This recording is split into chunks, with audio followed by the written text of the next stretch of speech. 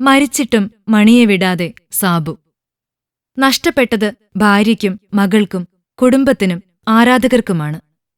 കലാഭവൻ മണിയെന്ന അത്ഭുതത്തെ അത്രമാത്രം സ്നേഹിച്ചിരുന്നു എല്ലാവരും. അത് നാം കണ്ടതാണല്ലോ അവസാന യാത്രയയപ്പിന്.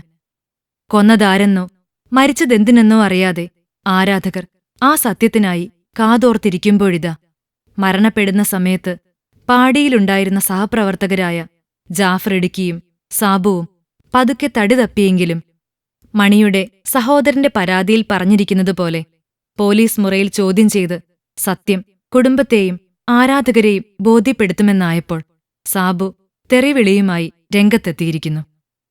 കേട്ടാൽ അറയ്ക്കുന്ന ഭാഷയിലാണ് സാബു മണിയുടെ ഭാര്യയെയും സഹോദരൻ RLV രാമകൃഷ്ണനെയും തെറിയഭിഷേകം നടത്തിക്കൊണ്ടിരിക്കുന്നത്. ഇത്തരത്തിലുള്ള ആഭാസന്മാരുടെ കരവലയത്തിൽ പെട്ടതുകൊണ്ടാണ് കലാലോകത്തിന് വലിയൊരു പ്രതിഭയെ നഷ്ടപ്പെട്ടത്.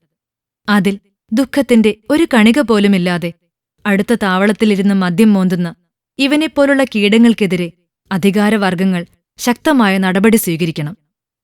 അത്തരത്തിലുള്ള ഇടപെടലുകളുണ്ടാകുമ്പോൾ കുടുംബത്തിനും ആരാധകർക്കും നിയമത്തിനോട് ബഹുമാനം തോന്നും. സാബുവിനെപ്പോലെയുള്ള അഭിനയലോകത്തെ ചീങ്കണ്ണികളെ പുകച്ചു പുറത്തു ചാടിക്കുക തന്നെ വേണം. ദുഃഖം മാറാതെ ആ വിഷമത്തിൽ കഴിയുന്ന മണിച്ചേട്ടന്റെ ഭാര്യയ്ക്കും മകൾക്കും കുടുംബത്തിനും ശക്തിയായി എന്നും ഞങ്ങൾ ആരാധകരുണ്ട്. ഫിലിം കോട്ട്. കൂടുതൽ സിനിമാ വിശേഷങ്ങൾക്കായി ഈ ചാനൽ സബ്സ്ക്രൈബ് ചെയ്യൂ. Film coat.